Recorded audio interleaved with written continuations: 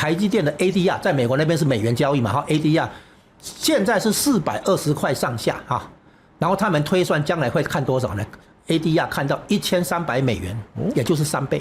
ADR 換成台幣的話是8000塊，所以台積電的股價有希望看到8000塊。估計回流台灣的資金，有人估計大概會有40兆台幣嘛，哈，就是龐大的錢要進來。所以現在可能不是前淹腳目了，前淹膝蓋。台灣未來是不是黃金10年，黃金20年？現在台灣在走一個上升趨勢，很多人還不太意識到。真的嗎？有這麼好嗎？現在只看到一件事情，去年6、7月台股在22000、23000，今年的話44000、46000的哈，翻倍了，1年哦。那未來2年的話，如果再翻倍呢，都到9萬、10萬去了嘛。習近平在做的事情，其實不是在救經濟，他已經放棄救經濟。在我看來，他何況也沒有，他身邊也沒有經濟團隊。所以習近平在做的事情是想方設法叫做保黨保政權，他在處理的是政權危機或者王朝末期現象。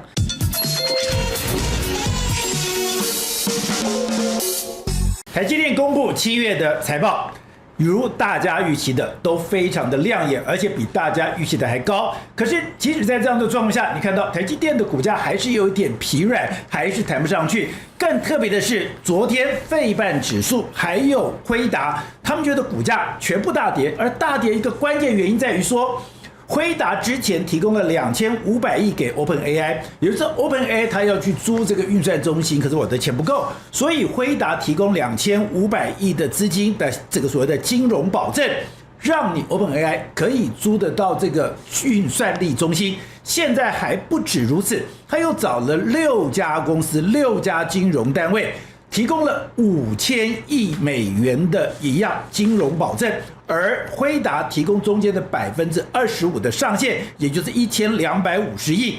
也就是現在大家質疑輝達，就是你以前的工作非常的單純，你就是賣鏟子，你就是賣晶片，你賣晶片，然後你獲得很高的本益比，很高的回饋。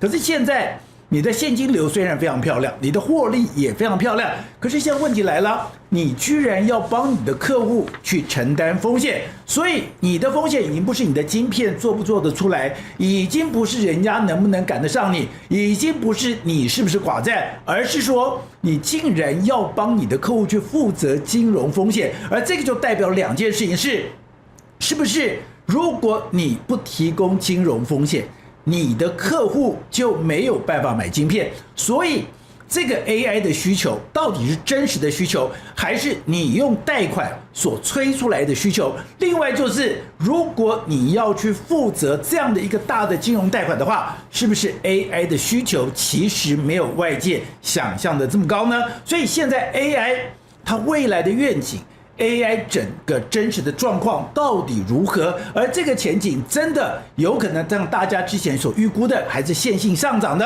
還是已經可能出現一個停滯的狀況？另外就是中國現在出現的問題比大家想象來的更複雜。我們之前曾經談過，就是他做了出入境管理辦法，我管人。現在不但管人，我也管錢。怎麼管錢呢？也就是現在中國人你在海外所有的資產，我都要追稅，而且這個要回溯25年。這個會逼着很多人，你到底是要把錢給留下來，還是把錢給逼走呢？另外就是他現在針對他的國營企業北大荒，也就是我開始給你查稅，你想想看，一個國營企業你1年不過賺11億元，結果我把你扣稅加罰金要到14億元。如果這樣查下去的話，我連對國營企業都出手的話，那中國大家問，中國的經濟到底出現什麼樣的問題？而這樣的問題逼着你要做這2個重大動作呢？好，談到這個，我們大家今天有請我們的好朋友吳家龍來跟我們聊一聊。家龍你好。寶傑兄好，各位觀眾大家好。好，那家龍，我們先談第一個問題是，本來台積電昨天公布7月份的業績非常的漂亮，然後呢，不管這所謂的營業額啦，所有都創新高。可是沒有想，它的股價還是很疲軟，然後呢，在上上下下波動。另外就是納斯達克，我們看到的這些費半還有輝達全部大跌，大跌就像我們剛剛在提到的是，輝達已經不是賣鏟子了，它還要提供金融保證，也就是我要借錢給我的客戶，我的客戶才有錢去租算力中心，租算力中心才有辦法跟我買晶片。那大家講說，那這個 AI 不就是一個泡沫了嗎？這裡在產業革命當中啊，總是會有人要找理由拉回整理哈。好，現在這個理由是這樣，他就提出疑慮，這個疑慮那個疑慮，疑慮有2種，一種是技術上的疑慮，比如說Google 那邊有沒有技術進步，造成跑 AI 的時候不用使用那麼多記憶體類似這種，那麼記憶體的行情就受影響啊，就是有這種那種疑慮，技術上的啊。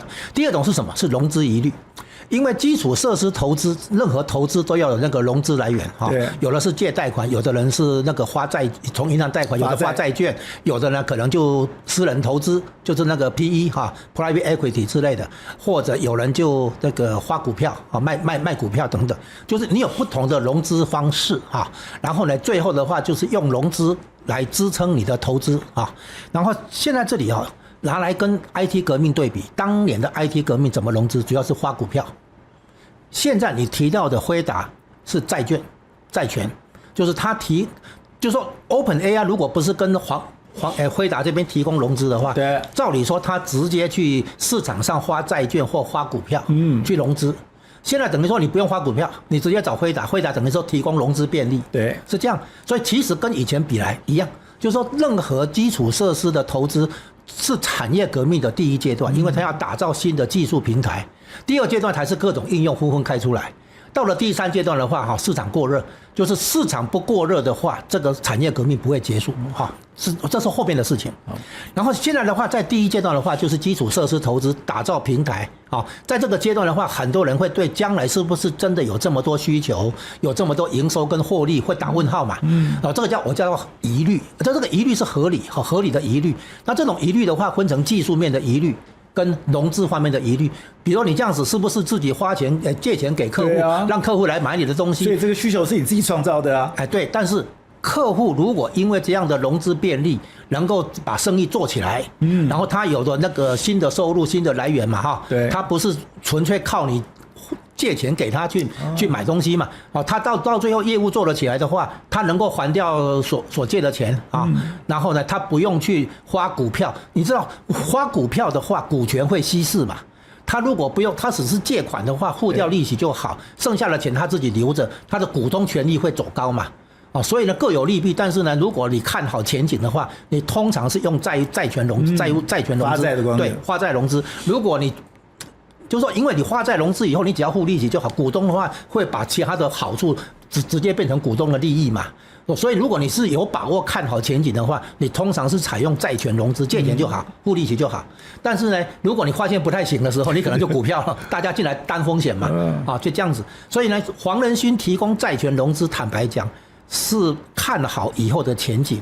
然後呢，他的客戶就是那個 OpenAI 等等他們也覺得以後有把握。所以寧可借錢而不是花股票。他如果花股票一樣嘛，那個就跟馬斯克的那個什麼 SpaceX 一樣嘛，花股票嘛。然後呢，股票 OpenAI 也要準備上市啊。對，就是股票融資嘛。你用股票嘛。可是他現在的話有那個融資擔保的話，輝達提供融資擔保，他等於少花一些股票嘛。他可以靠那個借錢來應付周轉，對不對？然後他生意做起來之後還掉這個借款就可以了嘛，還本付息嘛。那他剩下的錢就是他賺的嘛，所以如果他有把握，他看好未來的生意的話，他才會寧可選擇債權融資，而不是股權融資嘛。因為股權融資的話，把股東找進來的話，稀釋他的股權嘛。對，所以呢，照理說這個東西的話，應該是正常合理。可是華爾街拿這個做理由來下殺，表示什麼？表示正因為看好，有人要進貨啊，所以要壓低進貨啊。所以每一次好消息出來都是跌，為什麼？因為有人發現沒想到這麼好，像台積電財報，沒想到這麼好，那我要建倉啊！我主權財富基金從挪威到沙特阿拉伯到這個巴西，我主權財富基金要建倉啊，那怎麼辦？當然是壓下來，先壓再說。剛好對啊，我才要把它建倉。對，是這樣邏輯嗎？可是建完倉之後怎麼樣？一定拉抬嘛，他當轎夫了嘛，他幫你抬轎了嘛。對，所以你會發現整個過程都很類似，邏輯都很類似，因為沒有想到這麼好，所以我還來不及建倉。所以我要想辦法壓低來進貨建倉，建完倉以後，我這個籌碼當然就安定嘛，從短線變成長線嘛。那這樣的話，以後漲起來就輕快嘛。你不整理的話不行嘛，你一直拉的話，最後人家還不是倒給你，你還是撐不住。對，所以每一次都是 N 字形，漲上去拉回整理，漲上去拉回整理，一路推進嘛。然後呢，都是找理由嘛。雞蛋裡挑骨頭，上次挑什麼？說你那個第3季的毛利率從之前的67.7%，65%，哎，变成65、67之間，中位數叫66，拿這個理由砍台積電嘛，砍完了之後不是砍個2天嗎？最後不是又拉起來，所以你會發現在上漲過程中都會有這樣那樣的疑慮，一定有，很自然，沒有疑慮才是不正常啊。對，然後這些疑慮全部是在都算是整理，就是說漲高以後拉回整理，整理完之後輕快了，對不對？籌碼沉澱了哈，對，然後攻起來就很快，所以你看台積電漲的時候都很快，然後盤整了半天，一漲起來很快，啪啪啪一下子上去，然後讓你措手不及。可他就會拿這個所謂的網際網路的故事啊，網際網路也是當時也是有這樣融資問題，也是融資的這個所謂的金額太高了，所以造成很多的泡沫。難道這次 AI 完全沒有這樣的疑慮嗎？哦，這樣子。我們講當時哈有一家企業做例子，就是亞馬遜。亞馬遜當初啊的確都虧錢，整個90年代你去看哦，大部分的時候都虧錢。但是呢，那個貝佐斯啊有了一招，就是他不斷啊利用他的平台推出業務，然後大家一看，有道理，有投資人就再給他機會，再等等。過一陣子以後，他又推出新的業務，然後新的業務不斷推出來，表示它有成長性，它有成長空間。於是投資人就耐心再等到後來呢，終於賺錢，而且越賺越大。他後來一個重要的賺錢項目就是雲端運算。那雲端運算跟他賣東西好像沒相關，對不對？對。可是他因為透過賣東西了解客戶的需求以後，他可以有更精準的行銷等等。然後說，因為他還賣那個什麼一些耳機啊什麼東西的，反正他一直在成長，一直在追求新的業務，所以投資人就一直等到最後發現，他真的成功了。對。所以這個故事顯示不要太早對於一些新的領域的東西下結論。說它不行了啊，別太早，因為以前的理論就是淘金熱嘛，就是賣鏟子的賺錢嘛，買鏟子去挖淘金的沒有賺錢嘛啊，所以大家都投資那個做工具的股嘛。那當年 IT 革命最著名的就是那個思科嘛，對，思科是賣網絡設備嘛，它最後2年的話股價漲28倍嘛，啊，很驚人嘛啊。那現在的看起來的話，那個工具股、設備股就2隻，就是台積電跟輝達。哦，所以台積電漲是有道理的。而且台積電我現在補充一下，有一些消息這麼講，就是這是美方的，不是我們台灣這邊的那個分析師。台灣這邊的分析師很有名，有一位張姓分析師，他就講，台積電的 EPS 看到200塊，本益比25倍，所以5000塊嘛。我說先打7折再說，我先看3500有沒有到嘛，對不對？好，然後呢，現在美國那邊的那個算是這樣算，他從幾大科技廠，就是市值前7大那些科技廠他們的資本開支。很龐大嘛，那資本開支裡面會有多少流到台積電？這第二步，第三步，台積電的毛利率是多少？估算一下，都可以算對。然後這些資本開支業務營收流進台積電，然後變成獲利，在獲利以後 EPS 對不對？再算它的本益比，就是合理本益比，然後這樣推算出來的結果，台積電的 ADR 在美國那邊是美元交易嘛，ADR 現在是420塊上下然後他們推算將來會看多少呢 ？ADR 看到1300美元，也就是3倍。那台積電如果3倍的話，現在2400，3倍的話7200，所以他們乾脆算1300美元的 ADR 換成台幣的話是8000塊，所以台積電的股價有希望看到8000塊，你信嗎？我當然不是，這個你現在2400上下都已經這樣震盪了，然後你都根本就爬不上去了。你2000都已經這麼辛苦，他算給你看說不然如果你的未來有這麼好的話，你現在為什麼台積電根本就動不了嘞？你整個瞧啊！你去看台積電以前也有盤的時候啊，盤完了之後不是噗拉上去嗎？漲的時候很快啊，漲完了之後盤到你那個受不了了，你賣掉了，然後你賣掉以後它又漲。他這個估算是美方這邊，然後根據美國科技大厂的資本開支，不是說這一家3000億，那一家2000億的嘛，然後算一算這些以後總是會有很大的一部分流到台積電嘛。對。然後呢，根據台積電的毛利率估算，然後本益比估算，然後他們算來算去，說 ADR 的價格美元是1300，那1300美元的台積電 ADR 的話，折算成台幣，台灣這邊的話，他們說是8000了，對應了8000。可台積電的資本支出也太高了呀。對。但是呢，它可能還是不夠就是說有這麼一個估算，對就是說告訴你如果假設真的是這樣，那你想想看，台積電翻3倍，不止那台股大盤是不是也要跟着翻？對，所以我之前曾經大膽說可能會看到10萬股是翻倍嘛，現在可能不止翻3倍的話，台股大盤說不定是13萬不是10萬。好，那嘉倫，我要你是經濟學專家吧？那你等於說在金融紐約也是學這個。你說其實有趣的是這樣，所有的產業革命都會帶動金融革命。那其實現在有一點點是華爾街跟整個 AI 產業之間的拔河，是嗎？這樣子，我們先回顧一下曾經啊，1920年代那個時候的產業革命是汽車工業革命。整個20年代哈，汽車工業，因為20世紀初期的時候，美國的汽車業是600家。到現在3家，Big Three 三大哈。那這個有些汽車那些公司啊，有的專精這個，有的专精那個嘛，到最後全部都併購掉了哈。然後整個20年代汽車工業，你去看那個道瓊，當年的道瓊就是現在的納斯達克，就成長股。成長股對。然後你看道瓊的走勢哈，一路到1929年10月最高點，然後崩盤啊。那個崩盤就是說產業革命到最後一定是走過頭，市場過熱。然後呢，泡沫化，泡沫破掉這樣子，泡沫破掉以後，進入1930年代就是那個大蕭條，大蕭條最後用戰爭結束，過剩產能，就二戰來結束。對，然後從1950到1960這20年就是汽車工業的黃金年代。什麼意思？一個汽車業工人養得起，買得起房子，好養得起家，送小孩去念大學 ，OK。現在當然不行了，現在汽車工業沒落了，因為日本、德國都崛起嘛，把美國的那個汽車工業分掉了哈。所以一樣的那個邏輯就是說，產業革命一開頭的時候，大家在摸索啊，嘗試這個，嘗試那個，最後開始匯流啊，最後的話整併，然後最後整個產業哈，到最後會泡沫化，市場過熱，然後最後破掉。然後呢，最後呢整理完之後，那個時候才是黃金年代。現在我們 AI 革命跟 IT 革命很像，哦，都是有一陣子摸索了期，啊，慢慢爬，就是好像 S 曲線，到最後的話突然間飆高，最後呢又高原化，啊，很像。所以我們一開始摸索的時候都慢慢成長都很慢，到最後突然爆發，為什麼？好幾種技術創新同時匯流，同時那個匯集在一起，然後整個推升，然後呢？現在我們的情況非常像，就是我們叫做 AI 產業革命啊，所以我們發現第一階段就打造基礎設施，數據中心或者叫那個算力中心，數據中心、算力中心啊，然後電力中心，然後來這個中心可能也還包括散熱哈，還有電力哈，來支撐整個這個新的系統的運作。然後這些運作呢，到最後的話開始大量使用，在各個行業開出各種商業應用啊，然後呢你就會看到說哦，總算落實了哈。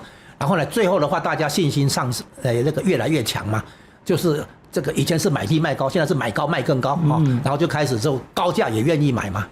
然後他那個時候會說什麼？就是說這次不一樣，這次不是泡沫哦，真的有基本面支持哦，所以大膽買進的時候，信心滿滿的時候，那個時候就是泡沫了。所以當你有疑慮以為這個是泡沫的時候，表示那個還不是啊。那現在不是泡沫嗎？現在有疑慮了哈，現在還不是了。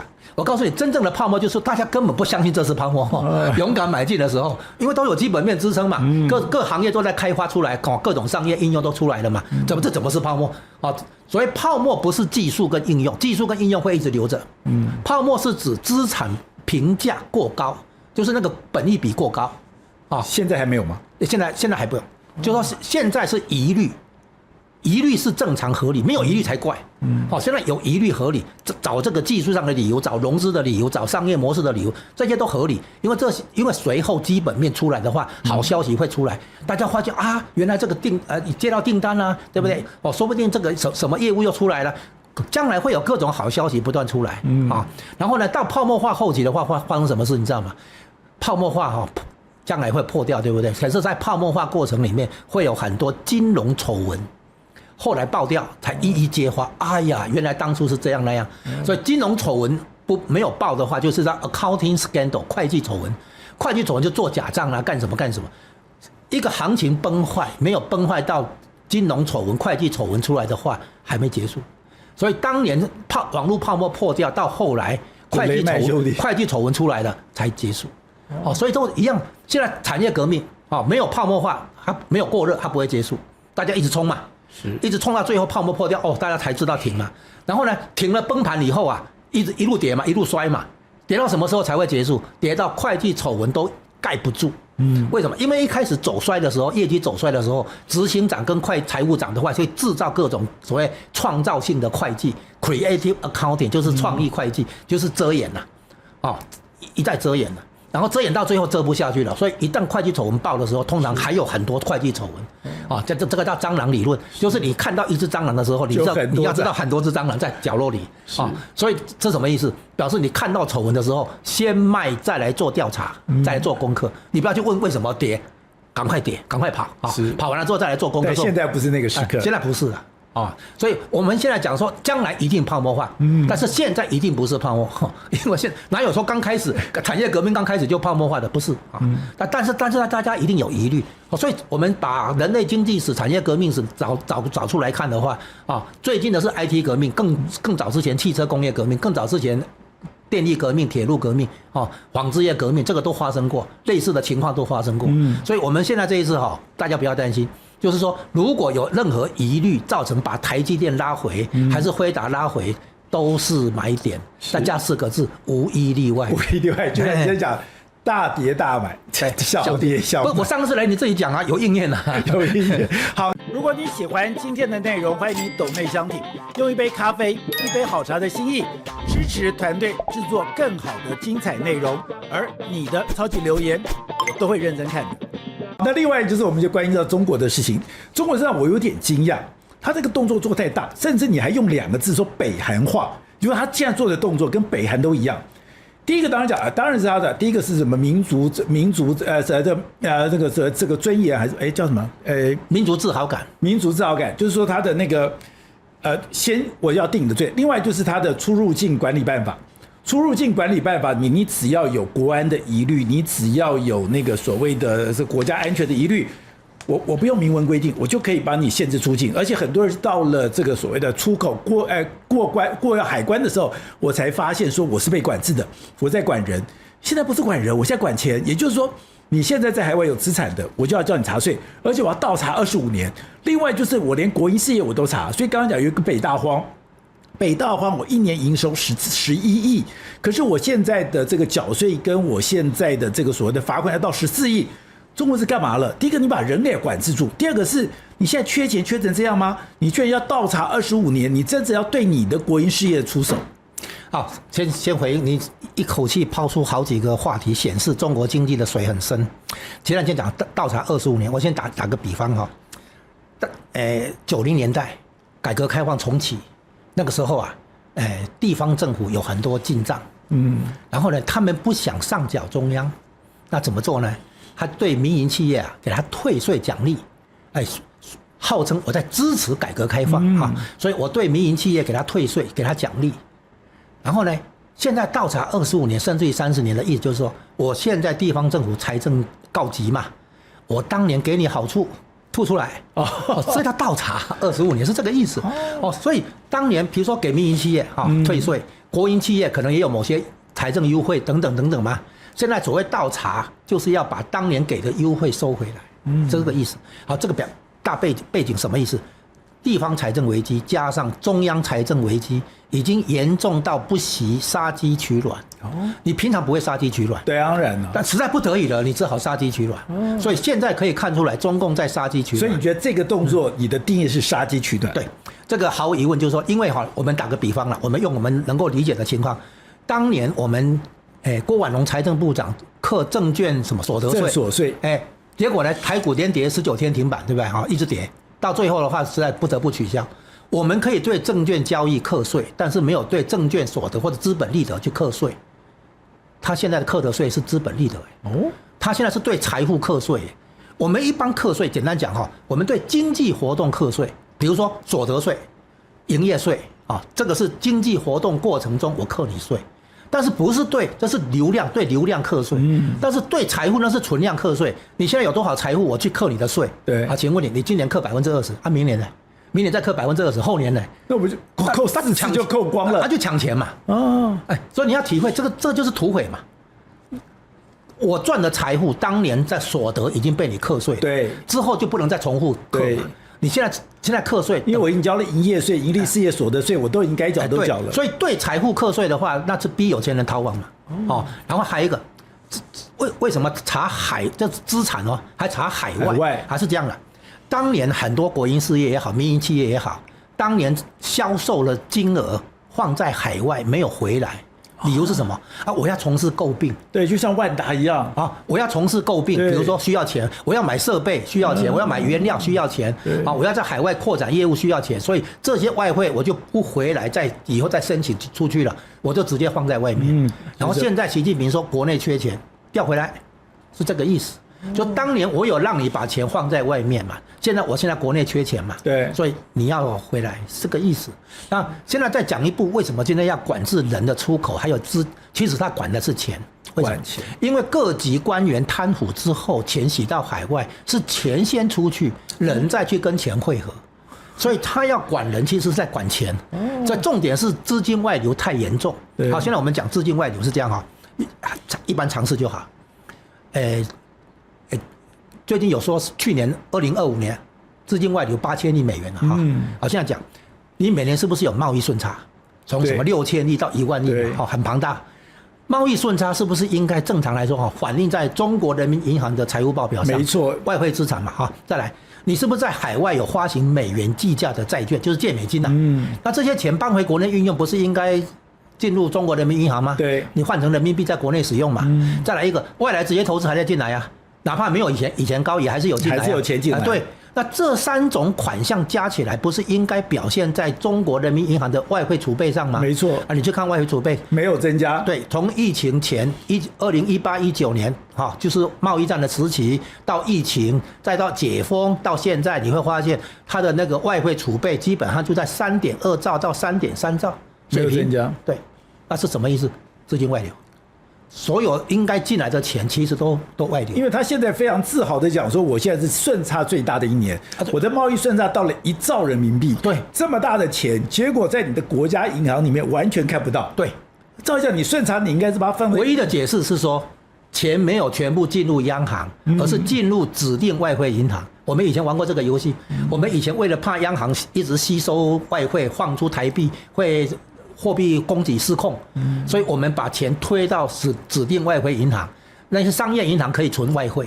後來又把它推到國營企業，哈，可能預留資金做海外的生意嘛，哈，可能可以持有一些外匯，就是把外匯不要全部進入央行，擋在外面，只有這個可能性。但這個可能性不足以解釋，你中國人民銀行再怎麼弄，你不可能說幾乎外匯儲備是水平的嘛，都沒有的，水平的嘛，所以只有一個解釋嘛，就資金外流。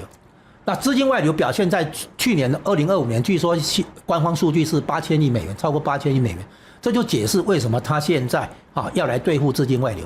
那麼資金外流這件事情，從經濟理論上來講是這樣哈，你有幾個經濟危機同時爆發，當然毫無疑問，前3大就是房地產危機、失業危機跟債務危機。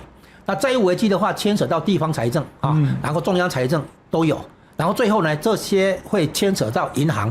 因為銀行換款是拿資產做抵押，那資產壞了，啊，資產那個黃了啊，那銀行將來會變成不良資產，對，然後就會有銀行的系統危機啊，然後呢，總結到最後表現成資金外流危機，所以資金外流危機是診斷中國經濟一個最好的指標。你資金外流很嚴重，表示裡面情況很糟糕。反過來講，如果中國經濟情況好的話，那是資金流進來。對，資金會流進來，不是資金外流。現在你一直看到的是資金外流，而且你好幾年了，表示情況真的嚴重，不是我們在唱衰它，是中國經濟出現問題之後信心流失，所以呢資金外流，所以信心跟資金流動這個是2大重要的指標。那就是外流太嚴重了，所以我要去盜查你的海外資產。所以習近平現在為了要阻擋資金外流，行政手段、管制手段都搬出來，是這樣來。然後呢，這個事情其實在2019年。送中條例對香港的時候已經是了，因為那個時候已經在缺錢要搶錢，他是把香港的外匯儲備用無息貸款的方式，4500億美元的外匯儲備，據說有4000億美元被北京無償貸款拿走，剩下500多億留在香港周轉。然後呢，後來查出來以後，匯豐銀行就做這個事的是匯豐銀行。匯豐銀行的那個執行長啊、高管、財務長那些就被炒魷魚了啊。那有這麼一個說法，但是覺得還算合理。為什麼？因為事後沒有任何說法來反駁這個說法啊。大概內行人知道有這麼一回事，所以你如果是這樣的話，你2019年就已經在搶這個外匯。對，當時的理由是什麼？很多人換法，就是換罪或換法，然後呢就是貪污嘛。然後呢，錢洗到香港嘛，那錢洗到香港的話，我們現在要把罪犯的錢拿回來，叫做送中啊，送回中國。那香港人說你要抓我啊，香港人起來抗爭嘛啊，他是為了把貪腐的錢洗到香港，再從香港洗到海外，對，他要把香港這個破口堵起來，對，合理啊。你如果是對付資金外流，這樣做合理啊。對，好，那問題是說，我這樣講這一段的意思，就是資金外流不是今年的事了，已經好久，已經19年就7年前了嘛。就是說過去幾年來沒有好轉。中國經濟持續那個下行，持續走那個惡性循環。到了今天的話，憋不住了，就是殺雞取卵的，開始管制人員。為什麼？因為錢先出去，人在跟錢匯合嘛，所以一定要管，最後管錢管不動，管人嘛。对。然後錢的部分呢，所有國營也好，民營也好，在海外的資產要課稅，就是逼你回來嘛。所以你現在發現，習近平在做的事情，其實不是在救經濟，他已經放棄救經濟。在我看來，他何況也沒有，他身邊也沒有經濟團隊。所以習近平在做的事情是想方設法，叫做保黨保政權。他在處理的是政權危機，或者王朝末期現象。那還有一個典範，就是北韓。北韓經濟情況很不好啊，政權沒垮。所以他現在發現，中國應該變成一個放大版的北韓，我們俗稱叫西朝鮮啊，就是朝鮮的西邊，西朝鮮。如果變成那樣子的話，政權還在，經濟不好還可以撐得住。所以他的典範，我只要鎖國，就像你講，他現在朝鮮化，對，我就鎖國，對，鎖國。所以他的那個什麼樣板榜樣就是北韓。北韓經濟情況是真的不好，然後他政權沒垮，這點給習近平很大啟示。習近平不是剛剛去過北韓嗎？然後呢，可能王滬寧好像也去北韓他們去北韓取經。北韓其實是一個大監獄一樣就是說那個。基本上就是社會監控跟奴役然後呢，政權可以維持下去他想取這個，但是問題來了，北韓這個模式能夠撐下去，是因為後面有老大哥在撐他嘛？誰在撐他？兩個就是中國跟俄羅斯嘛。你北韓小嘛，你後面靠老大哥，比如說糧食能源的話，老大哥接應你嘛。那北韓被美國金融制裁的時候，他可以在公海上船對船接，把貨運給你，補給給你，你不用經過美元交易等等嘛。問題是你現在中國如果北韓化鎖國的話，你後面的老大哥誰撐你？誰支持？對，本來是美國嘛，現在美國不跟你玩嘛。所以如果中國走北韓化的話，那真的是情不得已情非得已因為北韓後面有老大哥撐着嘛。那你現在中國有誰老大哥？就只有美國可是現在有人講的，他現在這個中國的新三樣還是很強啊。他現在的這個所謂的這個電動車出口還是高啊。我每年創造的出口的外匯，我每年創造的出超，我還是非常強啊。甚至包括現在連蘋果都說我要用長興存儲的這個所謂的記憶體啊，我還是非常強啊。是你在看衰我啊？不是，你知道新三樣佔 GDP 的比重大約10%到12%這麼低。房地產的部分佔 GDP 30到33%，你補得了嗎？補不了嘛。就是說，你靠新三樣還惹毛了很多國家，對不對？你在國際上橫衝直撞，對外傾銷引來貿易摩擦，最後保護主義。即便如此，你的這個 GDP 的比重大約10%到12%這個地帶而已嘛。那你光是房地產這個地方壞掉，就壞掉這個地方從家具、家電等等算進去，30到33嘛，所以補不了嘛。所以它的所謂雙循環，內循環、外循環，已經放棄內循環嘛。然後一個重要原因是內需不足，內需不足根據這個史丹佛大學那個許成剛教授的論述他當面也講過了我們去史丹佛大學有跟他碰面，他講的是說集權專制體制下，權力收割經濟利益，所以很多的那個全球化帶來的很多經濟利益，最後被收割到特權階級或權貴階級，然後洗到海外。所以呢，集權專制體制有一個基本特徵，就是內需一定不足，購買力被老大拿走了嘛，然後洗到海外去了嘛，所以購買力一定不夠。所以呢，產能過剩內需不足，產能過剩，然後只好對外傾銷。那對外傾銷的結果，很多紅二代、官二代成立企業在海外，然後呢，就錢就放到海外不回來，像習近平才說你們要回來，是這樣嗎？所以這是一套的對啊，所以這就是他很多官二代成立企業在海外接案，像一帶一路的錢，官方撥錢過去在那邊搞項目，對不對？那個項目誰接？官二代接嘛，紅二代接嘛，對，中國人自己接。對嘛，接了錢，聽說10塊錢出去，大概有9塊錢回來，只有1塊錢在當地搞。所以一帶一路為什麼搞得那麼起勁？就是一個拿錢洗錢的一個手段之一嘛。比如說習近平提供600億美金給非洲，聽說只有用了60億嘛。哦，1/10。其他的錢就進到個人口袋嘛。所以他們很熱衷於推動"一帶一路"，當然為自己口袋嘛啊。然後這些錢當然放在海外嘛。那現在習近平發現嘛，說拿回來嘛，是這個意思嘛。好，那另外除了我要等於說追查你台灣資產，而且我要倒查25年之外，另外一個就是對他自己的企業，大家覺得非常驚訝。我們剛剛講的北大荒這個故事，你不過1年11億，我居然要查你，而且是查你過去所有的營業、所有的賬目。剛剛講，那也是在查他整個資本利得。北大荒這個故事，我的理解解讀是這樣哈，就是根據中共過去這幾年來應對財政危機的一個模式哈。我先舉一個例子，就是范冰冰被查逃漏稅哈，然後要補稅多少？40億人民幣。對，然後呢，他真的交了40億人民幣。交了之後，对，人民幣不是美金哈。交了之後呢，那你因為他排名第1嘛。那排名第2到第10的藝人呢，乖乖的就補稅了嘛。那據說范冰冰的那個稅款是別人替他交嘛。是啊，比如說王岐山替他交嘛。那可是呢，他一定找那個前面的頭號的來樹立榜樣。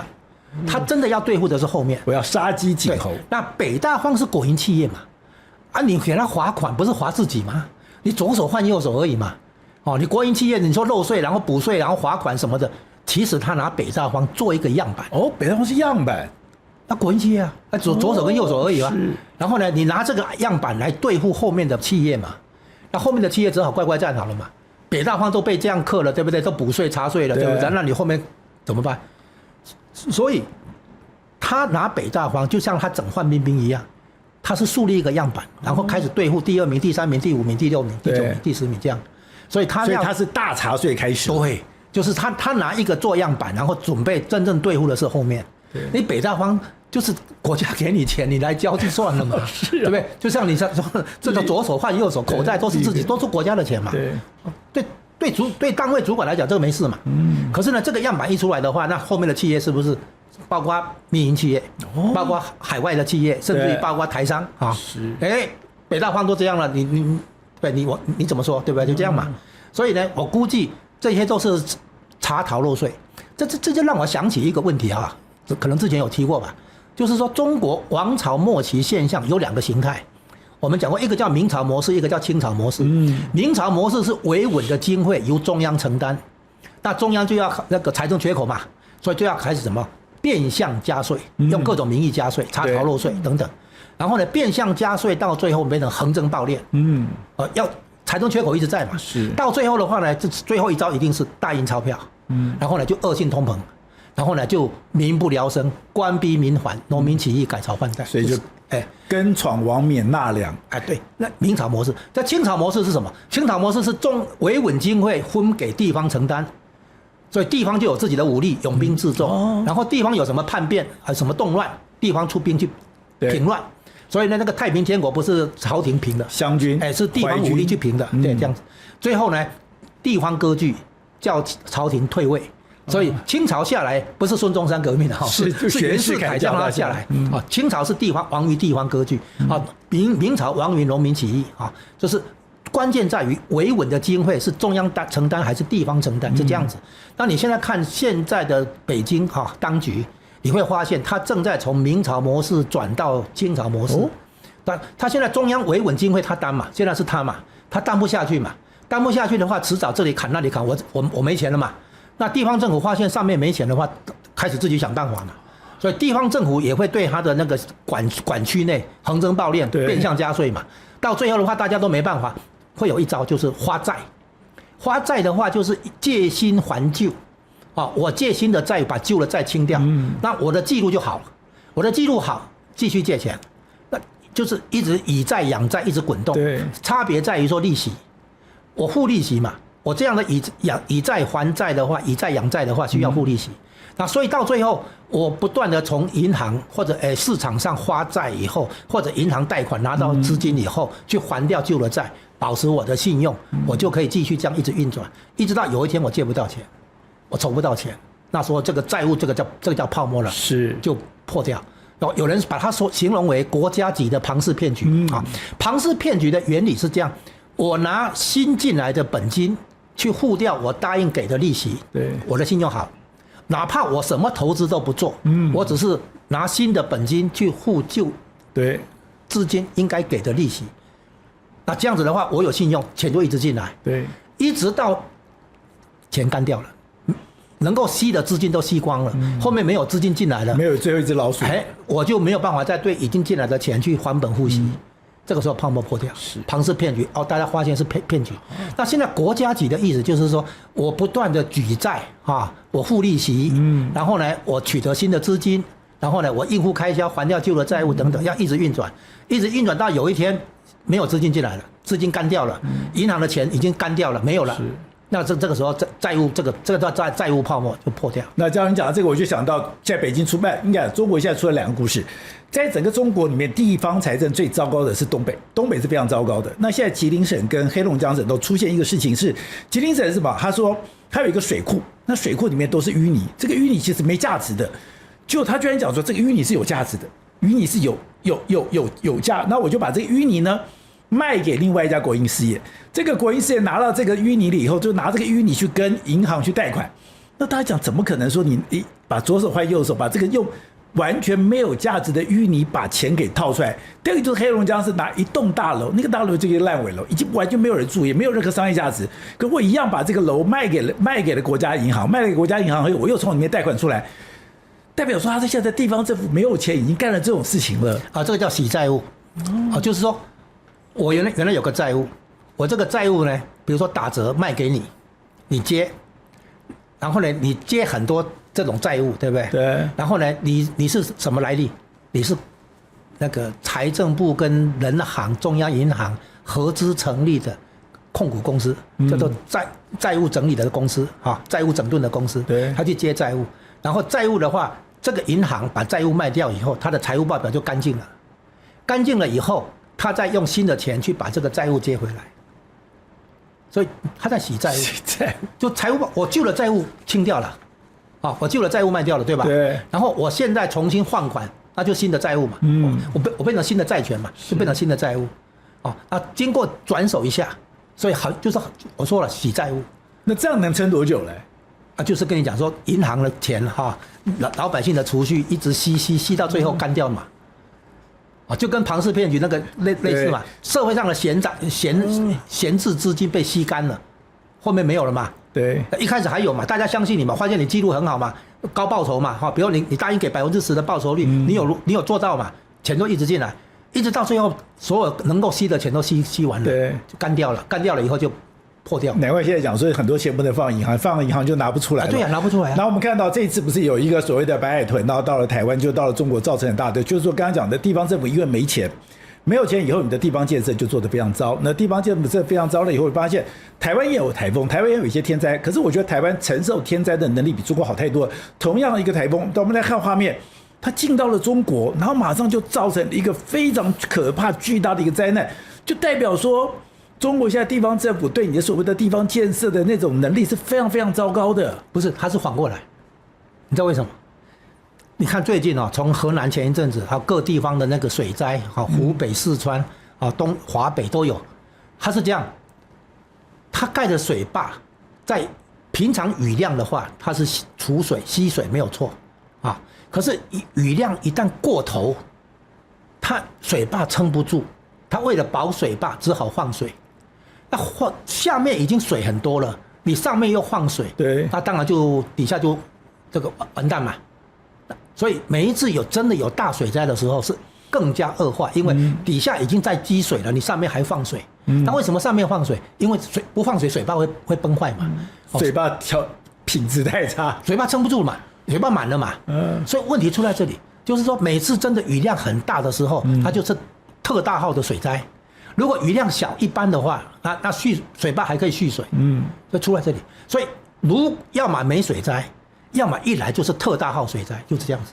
因為雨量一大以後，水壩撐不住要放水，結果底下已經在積水了，你還放水，底下已經嚴重水災，你上面還放水，糟糕嘛，是這樣來。所以它要麼沒水災，要麼就是特大號水災，就這樣。好，那我們最後一個就是。你這兩天特別提醒一個，就是說，因為中國這樣子，所以現在中國的錢其實往外流。那中國現在這樣往外流，不是只有他的是剛剛講的紅二代的錢往外流，他很多外資的錢往外流，很多國際資金也往外流。然後這個國際資金往外流要去哪裡？他說你說是去到日本，也會去到台灣。所以現在日本、台灣、中國三者之間正在進行一個資金循環，是嗎？從全球資金流動來看，最近日本因為美日聯手干預日元匯率，把它從1美元到164附近163點多164拉起來，拉到155、156就是把日元的防守線160先守住。那這個結果呢，會帶來日元套利交易，就是從日本借低利率到外面去運用這個日元套利交易，會出現平倉潮，就是說賣掉在外面的資產換成日元來還掉日元債務。這個表示資金回流日本，就是從日本流出去的資金現在要回流日本因為日本現在有變化了嘛你不能再繼續玩那個套利交易可能有這個風險。要是日元快速升值的話，那麼套利交易就更嚴重那之前上一個總裁黑田東彥的最後一年第4季曾經放話說要利率正常化，只是放話而已。當時1美元兌152日元，直接升值到1美元兌128、27，這麼多，就3個月強力升值。因為這個太嚴重，因為從日本流出去的資金要回來，叫做回流日本，讓日元就升值嘛然後這是第一個，所以現在國際資金正在蠢蠢欲動，要回流日本。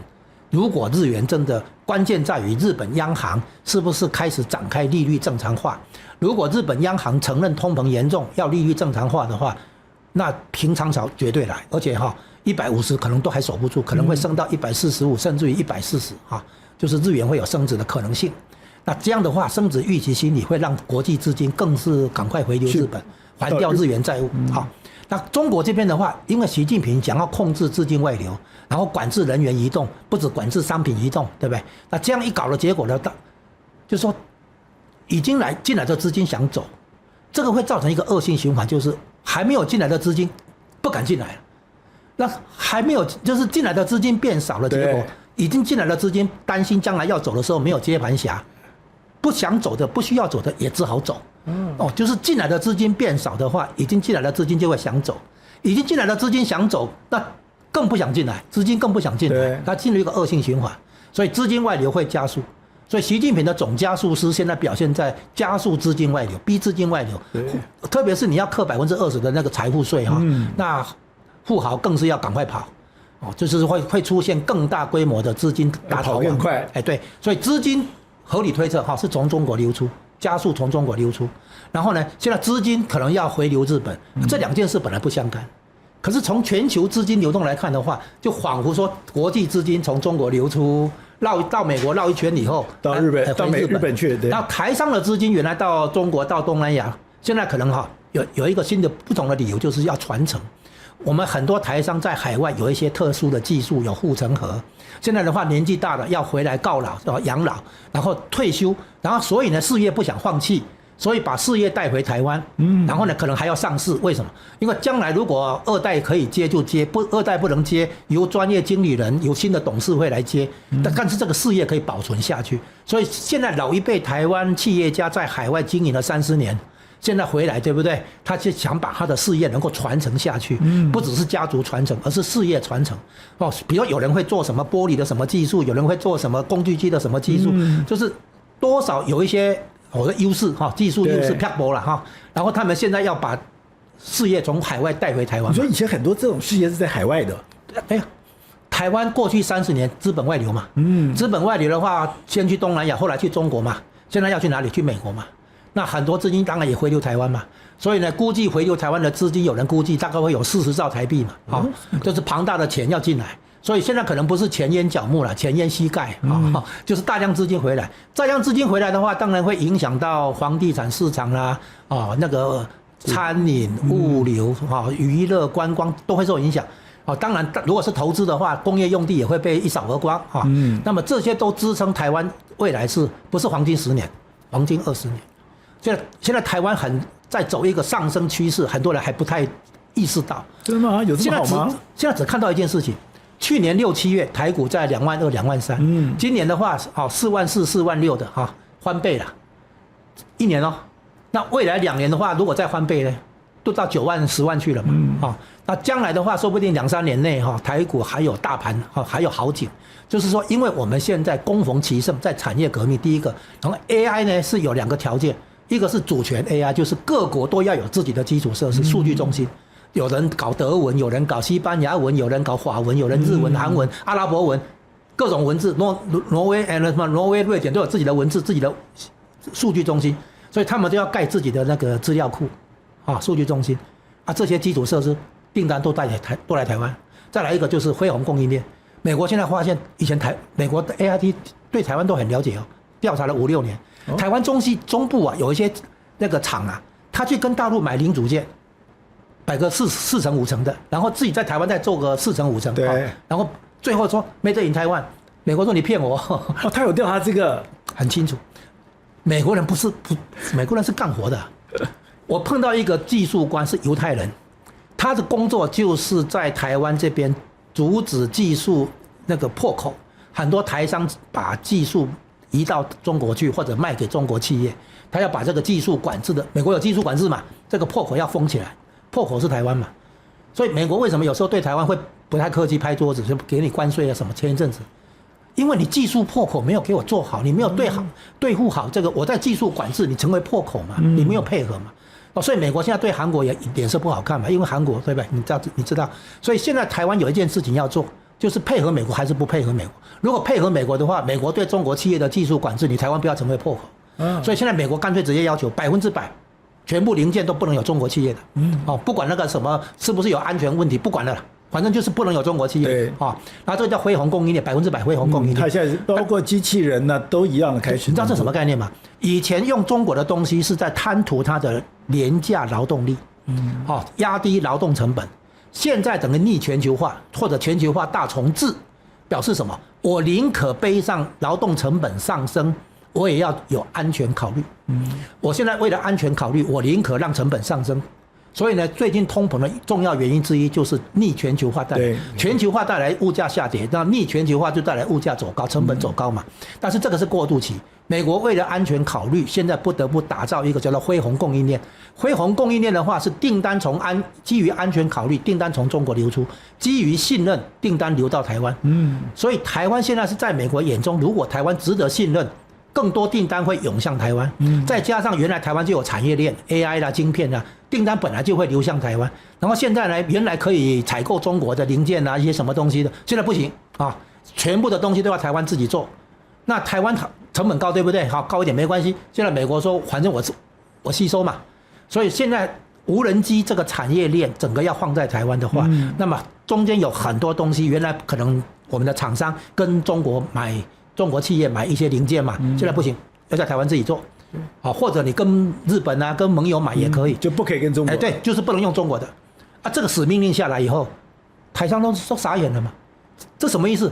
就是說台商要恢復生產線，重新開動。以前我們成本高，向中國買，現在不行，自己做。那這樣的話，完整的產業鏈如果真的在台灣落地的話，那不得了。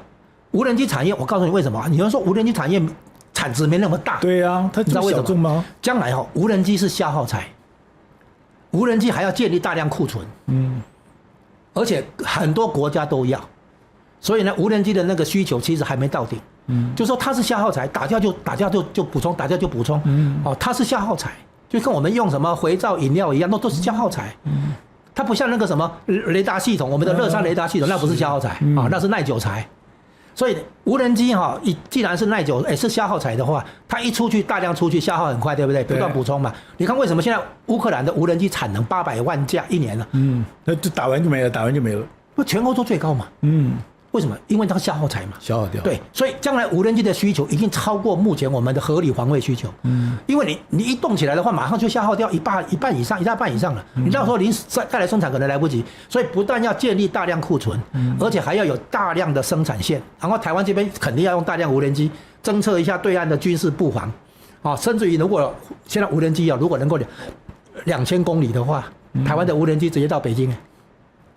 對，因為烏克蘭已經到1500了。對，所以呢，將來無人機在空中停留夠長，然後呢，可能還有分工，有的無人機做偵測而已，有的無人機做攻擊，有的無人機做什麼什麼，分工的結果會有一個平台來指揮這些無人機僚機甚至於是有人開的飛機來做指揮，也或者無人開的無人機一個平台也可以。總而言之，無人機的技術發展還沒到頂，無人機的產能也還沒到頂。如果台灣接得下來的話，應該會發展成一個新的產業聚落，然後成為新的，因為將來無人機是這樣如果這個無人機一流的，比如說98分你的無人機很好，但是只有90分、92分，當然要98分的，那不行你會被幹掉。當然，所以到最後，全球的無人機只好買那個頂級的。而頂級的話，如果在台灣生產的話，台灣決定賣給誰不賣給誰，就是地緣政治影響力。我不把最好的無人機賣給你，我賣可能90分的、85分的賣給你。所以台灣將來決定頂級無人機的流向。這個就是地緣政治。台灣的無人機有這麼厲害嗎？我說，如果我們打造出無人機產業聚落，將來有這個可能性，就是最頂級的無人機，最好的無人機。這個無人機賣給誰？比如說美軍買 ，OK， 對不對？日本買 OK， 對不對？你這個親中的那個國家要來買，不行，類似這樣嘛。就是台灣可以決定最優的那個無人機到底要賣給誰，不賣給誰。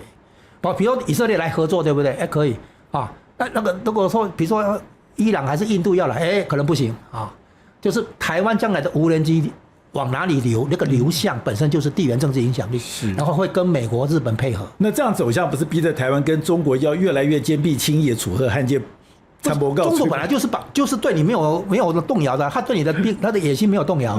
中國什麼時候真的把他的野心那個讓步？沒有嘛？他一步一步的這個到最後乾脆撕破臉說，92共識就是一國兩制。那你還談什麼？如果92共識是一國兩制，當然國民黨政府怎麼可能答應嘛？不可能嘛！這誰都知道這個不是嘛？他硬是霸王硬上弓。所以這裡補充一條大國跟小國談判簽協議的時候，有一件事情很重要，就是不能有模糊條款。因為模糊條款事後的解釋，大國往對他有利的方向講，小國難以招架。我們以前有一個例子，大概1980年代的時候，後半期的時候，我們的經濟部長、副部長就次長王建煊。代表我們跟美國談菸酒公賣，菸酒銷售，美國的菸跟酒要賣進台灣，結果當時呢，我們疏忽了，有一個地方有模糊條款，什麼地方？廣告。但菸酒的東西品質是固定的，所以是差別只在於說能不能做廣告，什麼時段做廣告，在什麼媒體上做廣告。我們那個時候對這個東西有掉以輕心，大意了。美國後來在這裡做廣告，那裡做廣告，我們發現說不行啊。根據那個模糊條款，美國往對他有利的方向解釋，我們擋不住。所以從那個時候，我們才明白，大國跟小國談判的時候，小國要特別注意，盡量把所有東西講清楚。這樣的話，大國以後要翻臉的話，比較不好意思。如果你留下模糊條款的話，絕對是對大國有利，不能讓他有任何解釋權。還有一個辦法就是你要列出權益條款。什麼權益條款？如果是狀況 A， 我們按照這個條件交易；狀況 B， 我們這個條件；狀況 C， 我們按照這個條件交易。你要有權益條款，不能一個條件交易條件適用所有狀況，這樣不行。是，所以那我們跟嘉榮聊那麼久，就是這個世界是一盤棋，有些看起來你毫無關係的，它後面的這個所謂的互動是緊密相連的，所以你就看到中國現在它需要抓人，它現在抓錢，其實跟中美大对抗是有關係的。它現在的技術一定要留在中國，它錢一定要留在中國，但它越是這樣做，就代表它現在對人跟錢的需求真的是越來越高。非常謝謝嘉榮今天跟我們聊天，謝謝。謝謝大家。各位寶傑朋友圈的朋友，大家好。您對我們的支持，還有您對我們的指教，其實我們都會認真的閱讀，因為您的每字每句都是我們自己反省，我們要自我檢討，甚至我們未來怎麼去調整方向的一個關鍵的因素。所以我們就剛剛講到的，就是你現在的這些留言有什麼留言，那我們可以怎麼樣子來的跟觀眾來進行回答。淑君說：“支持寶傑及團隊，你們是最優秀的。”非常謝謝您的肯定。當時講說，我們的節目其實還有很多改進的地方，那這種改進也是我們每天都在做的工作。聽後X5R他說，政府部門主管機關應該管理一下，堅決不讓中共產品進來台灣。我覺得應該這樣講，就是現在大家覺得很難思考，是說我們知道現在有很多的網購，現在很多的網購居然是有很多的中國的網購是這樣直接進來。那你如果說沒有任何的管制，現在很多國家都有管制，我也不理解說為什麼我们台灣在這方面沒有管制。你沒有管制，第一個你的品質，第二個你是對台灣的商業、對台灣的產業會不會有傷害，這都是政府應該面對的問題。Rookwood 0222他說：天佑台灣，感謝寶傑，一起保護台灣，台灣人加油。當我們希望說，在台灣這塊土地裡面，我們真的好好的守護，好好的來保護這個國家。Karen 說：感謝寶傑哥製作這麼好的節目。其實能夠做這樣的節目，其實是我覺得那是一種福分，那是一種福報，我們會非常珍惜。喂，20110他說他看了正習會那一集，他說只有我覺得鄭麗文尖嘴猴腮，面露凶相嘛。對於鄭麗文是不是尖嘴猴腮，我們不予置評。立刻他看了川普無視習近平警告的那一集，他說中國與和平水火不容，要改成這樣子比較通順。也就是說，中國跟和平不水火不容。其實今天要追求和平的其實是台灣，我們從來沒有挑釁過對方。好，剛剛講到的，我們非常認真的在做我們的一個工作。其實我們剛剛講到，我從以前我其實沒有任何政黨，那我也不去標榜這個東西，我只告訴你說，我們現在在這塊土地裡面，我在民進黨跑那麼久的時候，我學會一句話：相信台灣，相信人民，相信台灣，相信人民。這是我做這個節目裡面最中心的思想。